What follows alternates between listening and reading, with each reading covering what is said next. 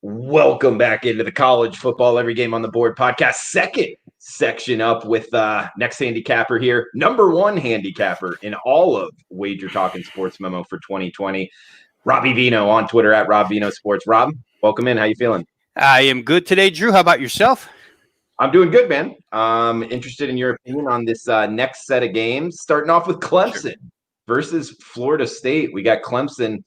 You know, Robbie, this used to be a really heated rivalry in the ACC. Not so much anymore, unfortunately. The Seminoles have dropped off, and, Clemson has risen a little bit here. Now they're having to lay 7 touchdowns on the road, minus 35.5, 63 being the total. I believe this is the largest Florida State has been an underdog at home in history. Could be wrong on that, but pretty sure I read that. Clemson, Florida State, Robbie, interested in your thoughts here.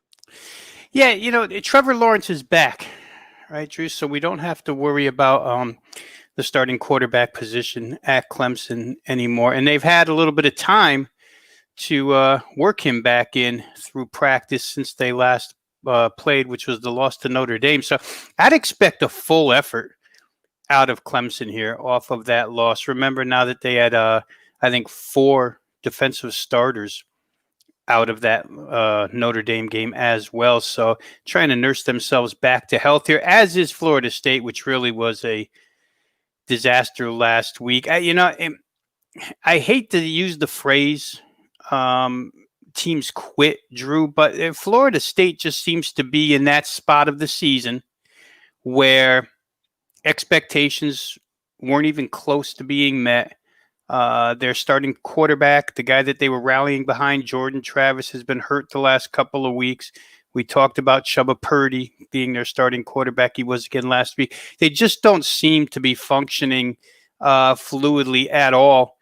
So for me, the way they give up points, I could really see Clemson getting out to a huge lead here by first half. I know that there are other handicappers at the 2 sites that prefer to play first half stuff. And if there's viewers out there who do, I probably would recommend Clemson first half. You can shave a bunch off of this 35-point price and basically get Clemson's top effort for a full half. I'd be a little concerned game-wise, Drew, that maybe Clemson with a lead pulls Trevor Lawrence. No sense to play him in a fourth quarter right after he's just coming off an injury. So for me, I think the best recommendation here is Clemson first half. I think one side's just free falling, and Mike Norvell is no further along in the progression of rebuilding Florida State than he was, back in April. They've gone, if anything, they've gone a couple of steps backwards. So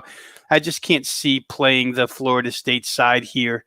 I'd be too scared to play them full game, but I also think that Clemson's probably a better first half bet than they are full game. Okay, Robbie. And guys, sorry if I said 7 touchdowns there in the chat box. It is only 5 touchdowns, minus 35.5. So don't want to confuse anybody there. Clemson on the road as a huge favorite in the ACC. Shout out to this chat box. Ryan S., what is up, man? Abby Jackson, Corey Williams, Gerald Martinez, Johnny Outlaw, all you guys. Welcome in, Coy as well. Feel free to throw anything in the chat box. Also, if you're watching on replay, feel free to drop a comment below. We're simulcast on the WagerTalk YouTube channel. Wherever you're getting your podcast from, Sports Memo Podcast. We're breaking down every single American football game this weekend in college football, also the NFL as well. So this is section number 2 of the College Football Every Game on the Board podcast. Next game up, 353-354, Missouri at South Carolina. Battle in the SEC East here, Robbie. We got the Missouri Tigers minus 6 in the hook on the road in Columbia, South Carolina, 56.5 being the total. Some changes here with South Carolina, Robbie. What are you thinking in this one? Yeah, I think that, the time had come for Will Muschamp. I think it had come 2 years prior, but that's just my opinion.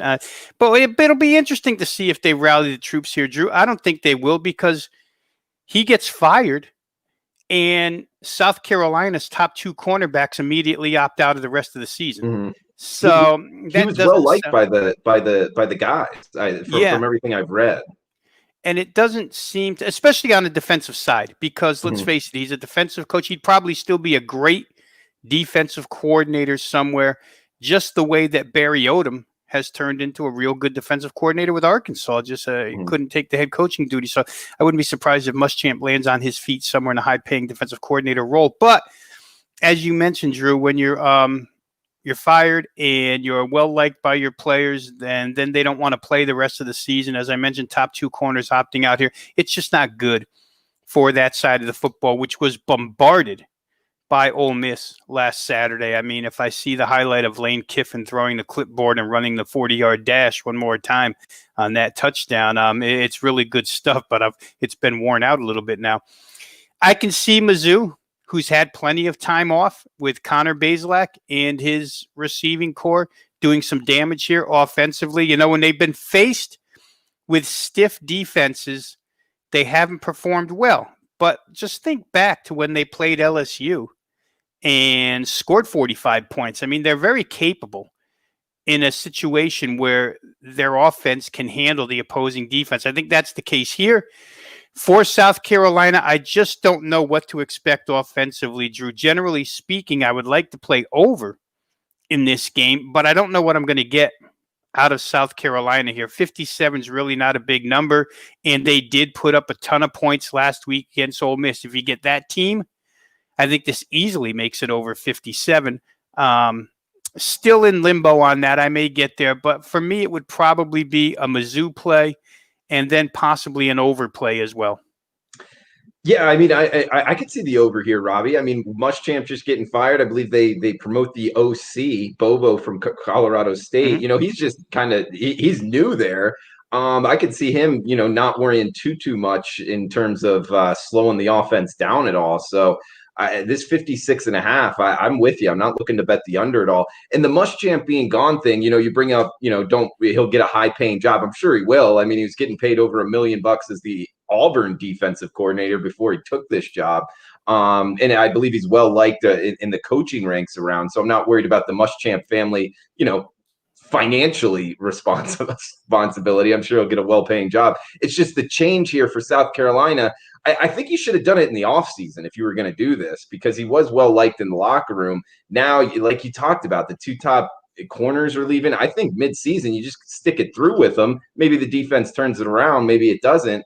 And then see where you go from there. But mid-season, I'm worried about this South Carolina team, Robbie. I have no interest in backing them. Do you at any point? No, I wouldn't, Drew. And it is surprising, like you say, that they didn't stick it out, especially for the financial reasons. The buyout here is insane on Will Muschamp's contract. And we're in a coronavirus season where these universities are losing money hand over fist. So a lot of insiders thought that this would just be a free pass for almost every coach this year because you can't fire him because you can't afford the buyout clause. It may be a sign of how bad Ray Tanner thought it was there at South Carolina that he had to do it. He's good friends with Will Muschamp. But it is interesting that they chose now to do it for sure. And I would worry about the team as well. I think that defense, especially what we saw last week, we may see for the remainder of the season. Okay, and welcome in Kevin Riley, Parlay King as well. Will M, new here, you're more than welcome. And also want to give a shout out to all the people watching on replay. Robbie, more than 30,000 people watched this episode in the last 2 weeks. So people are liking your analysis, man. Yeah, thanks to everybody who tunes in to see us, Drew. It's great the way this show has gained traction and gained viewers, and we have that whole group of loyal guys that are, you know, whenever we're on, are following us. So our thanks to all you guys for tuning in. Yeah, and that's just including the YouTube views, so not even the podcast, and we appreciate the podcast likes as well. So, guys, we're moving down here to the Big Ten. Michigan State at Maryland. Looks like the Terps, -5 in the hook or -6, as we're talking here on Wednesday. At home, favored in this one. 55 the total in College Park, Robbie. Yeah, a little bit of a controversy now where the quarterback position is concerned, Drew. Remember way back when Michigan State played their first game, and, you know, I had said that he's not a real good fit. Rocky Lombardi, the quarterback for Michigan State, is not a real good fit for a Jay Johnson offense. He wants a mobile guy. All we have to do is think back to when Jay Johnson was at Colorado last year, and they had Steven Montez. Right, Montez, a big guy, but he was a thrower and a very capable runner. They called designed running plays for him. Lombardi's not that. And with a bit of a shoulder injury, he's less than that. And really, the last couple of weeks have been disastrous for the Michigan State offense. Now they're in a bit of a quarterback controversy. I don't know if we'll see two guys here. Which guy we'll see, I haven't gotten a definitive answer on that yet. But that being said, it'll be difficult for them against a Maryland team that's got a lot of steam. Last week, they had a postponement. So they had an extra week here to get ready for this particular game. And I think we've seen that Maryland, they're not upper echelon of the Big Ten by any means. But I will attach the term bully to Maryland in the sense that if Maryland has a team that they outmatch, they outclass, a bottom feeder, so to speak, then this team has all the capability in the world of they're showing us that they can bury opponents. And last week, Indiana 24-0 over Michigan State is a bit misleading because Indiana had extra scoring opportunities that went by the wayside. That game could have very easily been in the realm of 34 or 38-0. Maryland here, not laying that big of a price, Drew. 6 points to a Michigan State team that, again, Mel Tucker comes in real late. They're implementing all kinds of systems. That Michigan game where Michigan State won has to now be taken out as just an isolated incident. You can't even factor that into Michigan State's schedule after what we've seen out of Michigan here. For me, it would be Maryland. I think the price is cheap, and they show that they can score. The defense actually against Penn State wasn't great, but it was a little bit better.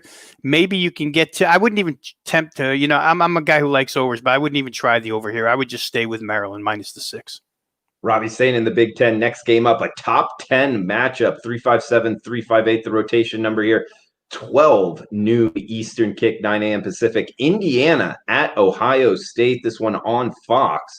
We got 66.5 being the total. Looks like the Buckeyes minus 20 in the hook in the horseshoe.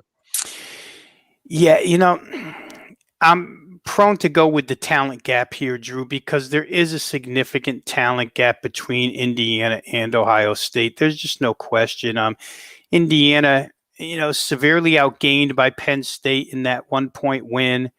Last week, they do some damage, but in between, they've been winning games, and right now it's a really good story. And they're a second-tier team in the Big Ten, but I just don't think they're ready to step up and face what Ohio State brings, especially offensively. Justin Fields, I mean, what an incredible season he's having so far, completing, I think, better than 85% of his passes right now.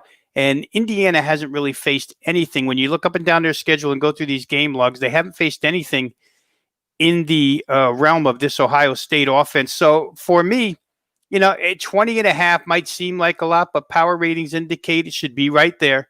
So the line isn't unjustified. I think that Michael Penix Jr. and company might find it a little bit tougher to move the football. And I don't know that the defense is going to be able to stop Ohio State. I mean, this is not the caliber of defense that Ohio State has much trouble with. Indiana's a real cohesive unit, and they could cause some trouble for a little while. But if Ohio State's not rusty, and again, that's always the 2020 hindsight part of this, right? When a team has a week off, we generally say, oh, they've had an extra week to prepare. They should be ready. There's certainly a bullseye on Indiana at this point in time. I don't think it's a team that Ohio State will overlook, considering their undefeated start to the season. It probably draws Ohio State's attention. But like I say, after the game's over, you either say they were rested and ready or they were rusty. I think Ohio State will be rested and ready. I would lay the wood with Ohio State. He's Robbie Veno. He's on an 18-7, 72% run in college football. Check out his packages at WagerTalk.com. He is the #1 handicapper at WagerTalk.com, and that includes SportsMemo.com as well. So check out all of his packages, WagerTalk.com. He's Robbie Veno on Twitter at Rob Veno Sports. Guys, this is the college football Every Game on the Board podcast. We're going down to rotation number 375, 376, Rice, North Texas. And this is section number 2 of the College Football Every Game on the Board podcast, with the next game up, Liberty at NC State. So 66.5 being the total here, Robbie. Looks like NC State -3 in the hook at home. Liberty, the Flames team, they're exciting some people this year, Robbie. You like them as a dog here, catching 3 in the hook on the road? Yeah, boy, that Auburn transfer, Malik Willis, he's been fantastic at quarterback. And Hugh Freeze, whose name is right now tossed around as a potential head coaching candidate for South Carolina. But what a job he's done, Drew, because the difference between Liberty offensively last year and Liberty offensively this year is night and day. It's two entirely different versions of the spread. And Hugh Freeze, a guy who had Stephen Calvert last year throwing the ball all over the place, turned to the run because Willis is a dual threat quarterback, and it's really paid off. That offensive line, I'll say this, the offensive line for Liberty, if viewers haven't seen them yet, that offensive line is probably what impresses me most about the way this team has played, especially offensively so far this year. However, Bailey Hockman and company have now provided us 2 really good offensive games in a row. Remember, they went down to the wire with Miami of Florida last week, and then they totally blew out Florida State in a situation, Drew, where they were double-digit favorites, and it called for somewhat of a blowout. So they responded to that, which is good to see out of NC State here. I think Hockman, who earlier in the season was having a little bit of difficulty moving this club, he's had enough starts under his belt between the beginning of the year and since the injury to Leary, the starting quarterback, that he's become pretty cohesive with this unit. It's a really good game. The total here to me is too high, Drew, but I wouldn't play it under. It sits at 67 right now. You need 34 aside. I'd be a little skeptical of 34 aside, even though it has a chance to get there. I think Liberty plus 3.5, they're going to take this game. Liberty right now, it was brought to our attention, both of ours yesterday when we did the Max show with Mid-Major Matt, that not only would BYU and Cincinnati, Marshall, these teams potentially be considered for the New Year's Day 6 bowl bid from the group of 6, but he threw Liberty's name into the mix at 8-0, a chance to beat an ACC team here, which, some of those other teams don't have that on their resume. They haven't had the opportunity to.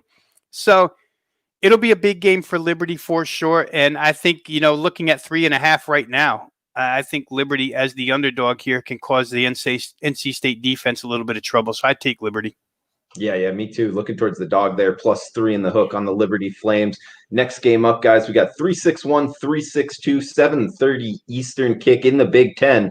Michigan Wolverines at Rutgers. We're seeing Michigan at -10 in the hook, 55.5 being the total in Piscataway, Robbie. Wow.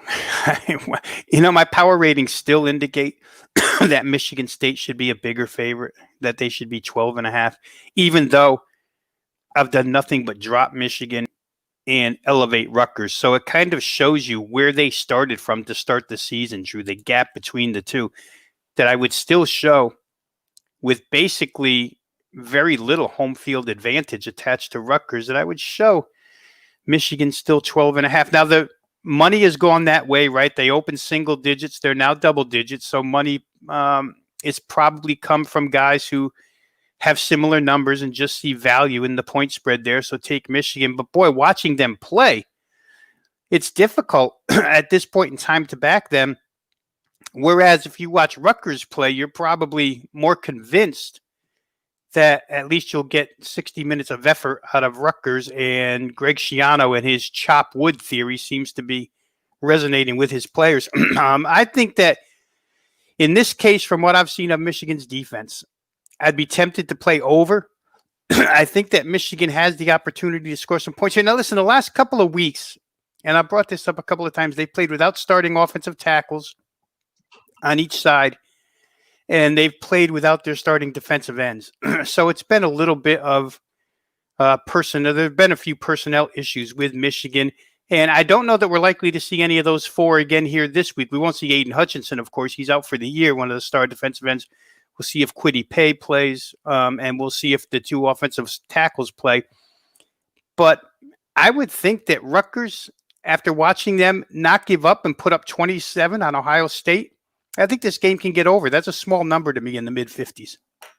All right, good stuff from Robbie Veno on Twitter at Rob Veno Sports. He's a eater in college football. Check him out, WagerTalk.com. He's 18-7, 72%.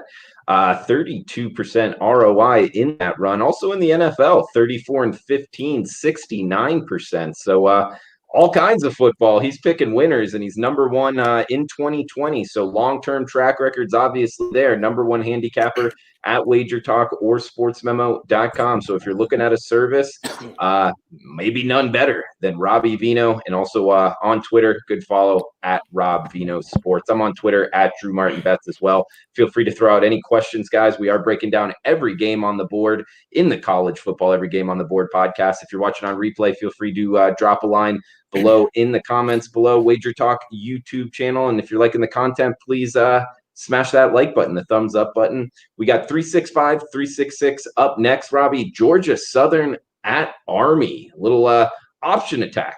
Different types of option, but still option football offensively. We got 365, 366, the rotation number here, 12 noon Eastern kick. This one on CBS Sports Network. Just a 41 being the total. I guess both defenses used to the option principles and defending it, and the market telling us a low-scoring affair here, Robbie. -4, Army at home.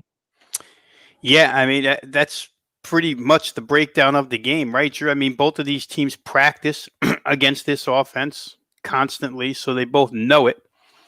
I was not thrilled with the defensive performance of Georgia Southern last week. Now, granted, Texas State is a far different offensive team. Up-tempo, spread offense, throws it a little bit. They're far different than what Army is.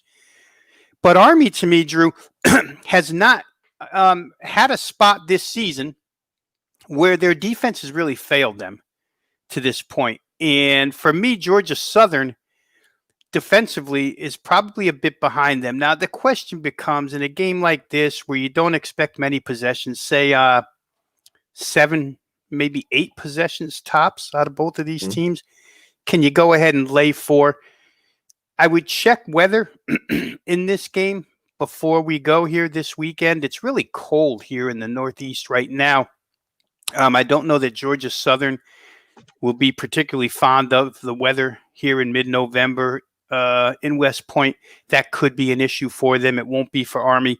I'm more inclined to lay it with Army than I am to take it with Georgia Southern. I just think that from what I've seen of Army, their defensive unit is a pretty stout bunch and defending something that they already know. I think they'll be better at it than Georgia Southern will. Georgia Southern's got, a couple of game-breaking backs here, including their quarterback. However, Christian Anderson came back for Army last week, so I think the second week back, they'll be a little bit better as well with him at the helm. I'd probably look toward Army. Haven't played the game. Don't know that I will play the game, but if I had to, it seems to me, Army somewhere in the 21-14, 21-13 range sounds like a pretty good final score to me. Yeah, and that's it. You bring up weather, Robbie. We're in mid-November now. That's always something very important, both college and NFL. Check the weather, guys, and it does look like West Point, New York, 57 degrees. Ooh, that's nice. Light winds, Robbie. So partly cloudy. It should be fine in terms of weather in that one. That doesn't mean it's going to be good weather everywhere. So, but just in the Georgia Southern Army game, it is projected to be pretty good. We got heading out to Pac-12 here, Robbie. 367, 368 up next. A little bit of a degenerate feel here, but it's in the Pac-12, so not too degenerate. 10:30 Eastern kick. USC at Utah, Robbie. We got the Trojans -3-point away favorites, 57.5 being the total in Salt Lake here. Utah's first game, Robbie, and we need to kind of point out the fact that the Utes being their first game, you would normally think USC has the advantage being already having a game under their belt, but actually being your first game has been a great bet here out the gate. Kyle Whittingham, I'd give him the coaching advantage as well, but they are a young team here, Robbie. So kind of interesting handicap. What are you thinking USC versus Utah? Especially on the defensive side, Drew, and that's what worries me. They only returned 2 starters, and while Utah always has that same presence, that same nature defensively, very physical under Kyle Whittingham, filling 9 spots without having a game under your belt, and a case where they've prepared for one team and had that game canceled. Then they prepared for a second team and had that game canceled. And now they're preparing for their third team. It's not like they've had all this time to prepare solely for the air raid of USC. I worry about them defensively. I saw a little bit of line movement toward the over, and I really do agree with that, because what we see out of USC, Drew, 2 weeks in a row now, where they've had to come back in the final minute 30 to win a game straight up, no covers involved, just to get out with a victory, Clay Helton's bunch.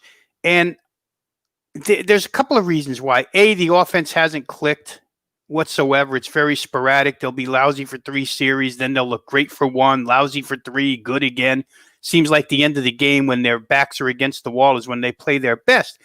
But defensively, they haven't been good either. With all these highly touted kids that are on that side of the ball, they still remain a pretty soft defense, and that's not good against Utah. Now, it looks to me like Jake Bentley, the ex-South Carolina quarterback, will be the quarterback here of Utah. How well he comes in, runs this ship for Utah will be seen. But we know Bentley was a pretty talented kid at South Carolina, so perhaps he can get it going right away for them. But I wouldn't trust it. I would be much more inclined to trust an overplay here, because I think USC is probably good for the 30 mark. And knowing how rugged Utah is and how they will probably hand the ball off a lot and test USC up front and probably be successful doing so, I think they're good to get themselves to 27-28. So, in looking at this total, Drew, you're talking about 57.5, 58. I don't know that it can get way over the number, but I think that you're talking about a game that probably lands in the vicinity of, 59 plus. And right now we're only battling 57.5. If USC gets hot in this game, and it's their third game, so maybe the first 2 that they've played, they get swept under the rug and they really click here against a defense that's not returning but 2 players. In that case, you might get way over. But I think generally speaking, 59 seems like a number, not a ceiling, but a spot to start at here, and I would look over. Robbie, next game up, we got FIU at Western Kentucky, 43.5 being the total. Looks like the Hilltoppers, -7 in the hook at home. Yeah, there's just no way, Drew, all season long that I could play Western Kentucky. What an absolute miserable offense. In fact, last week against Southern Miss, a team that's, of all the 130 Division I teams, FBS teams, I mean, the biggest scattered mess is Southern Miss. 3 coaches in 1 year, quarterbacks in, quarterbacks out. I don't believe that I think they still were with their backup last week as well, but it looks like we may see both here in this game. But the defense has been terrible. Injuries have hurt this team. The personnel just isn't that good.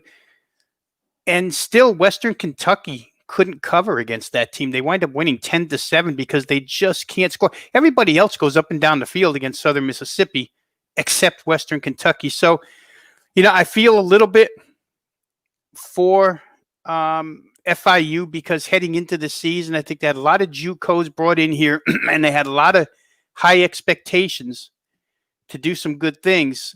But, the scattered schedule, the stop and start aspect of it for them having coronavirus, their opponents having coronavirus has really hurt them overall. Max Bortenschlager came back to play quarterback last week. He'll play again here, I think.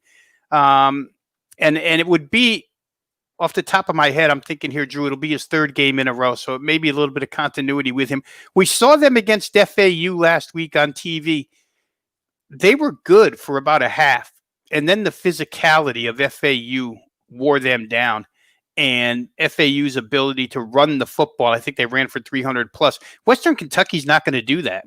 So there's no way I could lay 7.5 points with this team. I would be in the market to take 7.5 here with FIU. I think it's a step down in class for them here for sure. And, with a team that you have to beg or pull teeth to get 13 points out of, there's no way you want to lay 7.5 with them. So for me, it would be FIU. All right, Robbie, staying in Conference USA, but heading to the state of Texas here. We got Rice at North Texas. We're seeing the Owls, the Rice Owls, that is -1 point road favorites. North Texas. So North Texas is catching one at home. Excuse me. 63 the total in Denton. Yeah, glad to have North Texas back finally because they've been absent from the board for a while now, and they were as sure an overplay as you could find when they've been on the field, and I wouldn't bet against that happening again here. Rice has become a far more competent offensive team against a defensive unit that had its share of injuries, but even with a couple guys back was still terrible. Can't stop anybody. But boy, I think they have a top 5 total yardage offense in FBS football, Drew. So they move it up and down. Rice hasn't played a team like them offensively so far this year. And I think it's just North Texas's nature this season to get involved in shootouts. And I don't know that Rice is going to back away from that. I think when Rice hits the field, they're going to know right away that they can score on this team. Head coach Bloomgren actually has worked a little balance into this offense. Remember, he comes from Stanford and that run-oriented system, but we see a lot of run-pass balance here out of Rice in the few games that they've played. And I think they can surely take advantage of this North Texas defense. Rice is a pretty good defensive unit, but this is a high-flying North Texas offense. So for me, I'm glad to see North Texas back because my knee-jerk reaction in any North Texas game this year is to play over. Little, I don't want to say confused, little head-scratching to me that the total's been played down from 65 to 62 or 63 in a lot of spots right now. But I think that has something to do with an affection for Rice and their defensive play. I just don't think that defense is going to be able to stop North Texas from scoring 30 plus. So for me, both of these sides up and over 30, the game gets over. Guys shop it because you don't have to get 63. You can get 62 and a half, 62 in some places right now. So I would go ahead and play over. Great stuff, Robbie. Guys, we got Ski Profit coming up, and then actually Gianni the Greek to do NFL Every Game on the Board podcast up next, actually starting in just a minute. But Robbie, can you give us a best bet for this section? Anything that really catches your eye? Hold on now, because I didn't even remember. You know what, Drew? I would say that out of this group of games that we just went through, I think the one you're most confident in. Yeah, I think the Missouri-South Carolina game probably finds its way over. Again, I think that South Carolina defense is going to be in a shambles, and Mizzou will take advantage. South Carolina, as you mentioned, really nothing to play for anymore, so they can cut it loose, so to speak, offensively with Mike Bobo now at head coach. So give me over that small number in the Missouri-South Carolina game.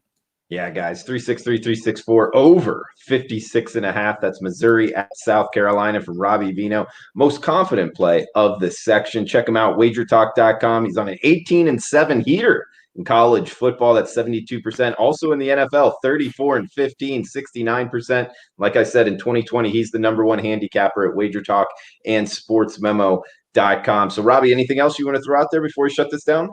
Yeah, just again, thank you to all the viewers. The numbers are off the charts. Hopefully we can keep building on that. Good luck to everybody who watches the show. Hopefully what we bring here during this segment helps you guys cash some tickets. All right. Thanks, Robbie. And guys, we'll be right back with